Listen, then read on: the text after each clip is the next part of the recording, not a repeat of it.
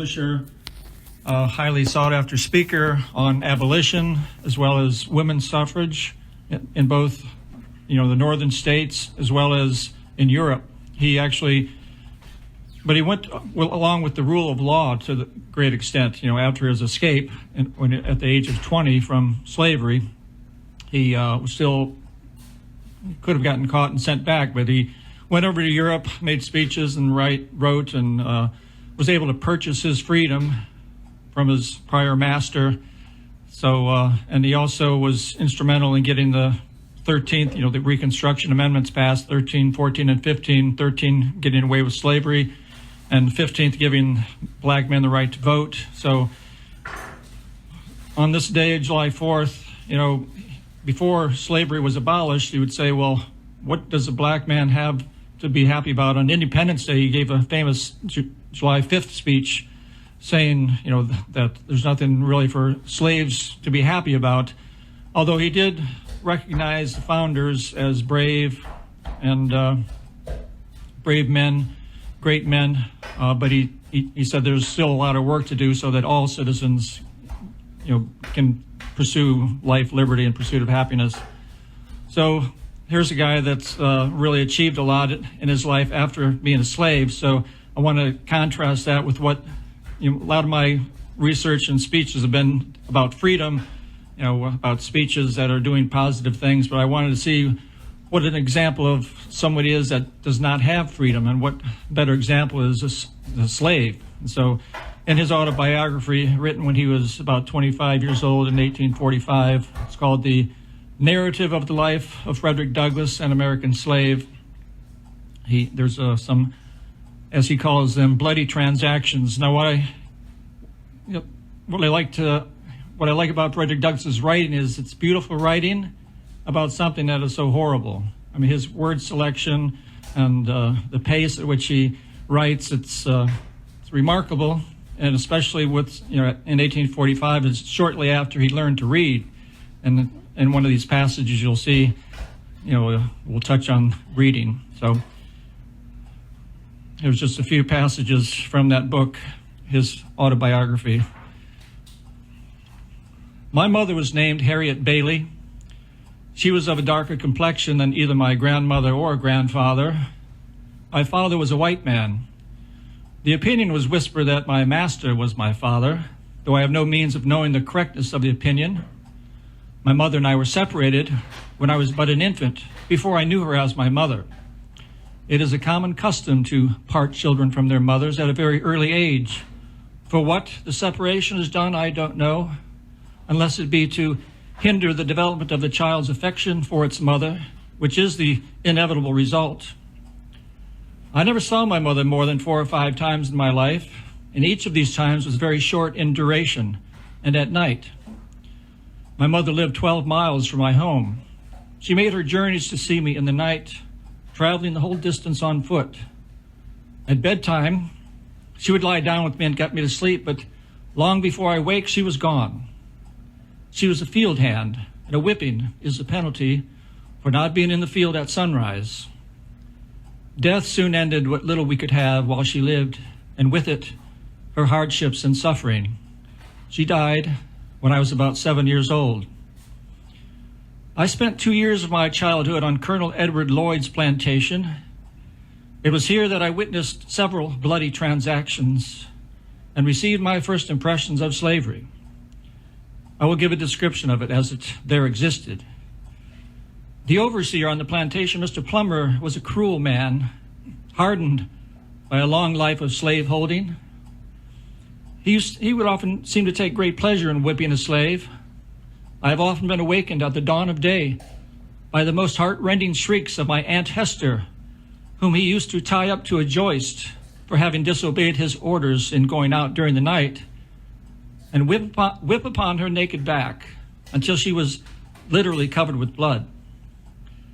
No words, no tears, no prayers seemed to move his iron heart from its bloody purpose. The louder she screamed, the harder he whipped, and where the blood ran fastest, there he whipped longest, as her warm red blood dripped to the floor. He would whip her to make her scream, and whip her to make her hush, and not until overcome with fatigue would he cease to swing the blood-clotted cowskin. I well remember the first time I witnessed this horrible exhibition, expecting it would be my turn next. I never shall forget it, whilst I remember anything. Mr. Plummer was succeeded as overseer by Mr. Gore, whose savage barbarity was equaled only by the consummate coolness with which he committed the most savage deeds upon the slaves under his charge. He once undertook to whip one of Colonel Lloyd's slaves by the name of Demby. He had given Demby but few stripes when, to get rid of the scourging, Demby ran and plunged himself into a creek and stood there at the depth of his shoulders, refusing to come out. Mr. Gore told him that he would give him 3 calls, that if he did not come out at the 3rd call, he would shoot him. The first call was given. Demby made no response but stood his ground. The 2nd and 3rd calls were given with the same result. Mr. Gore then raised his musket to his face, taking deadly aim at his standing victim, and in an instant, poor Demby was no more. His mangled body sank out of sight, and blood and brains marked the water where he had stood.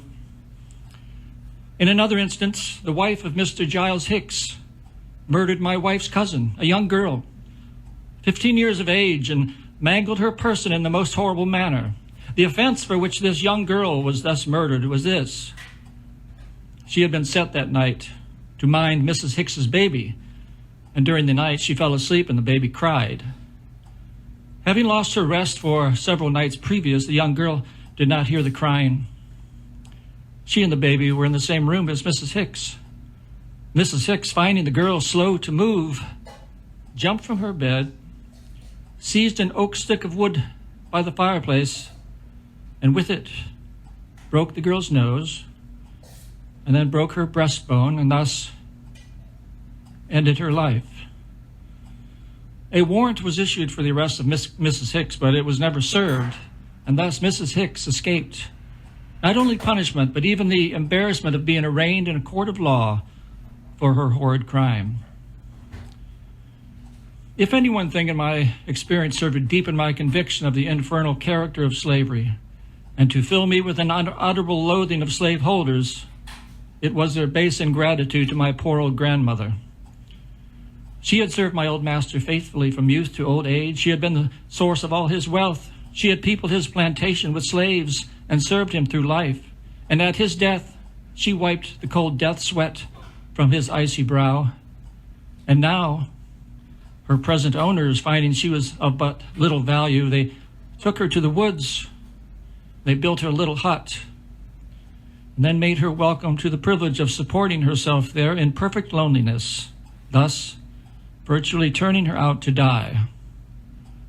My poor old grandmother, the devoted mother of 12 children, is left all alone in yonder little hut. Before a few dim embers, she stands, she sits, she staggers, she falls, she groans,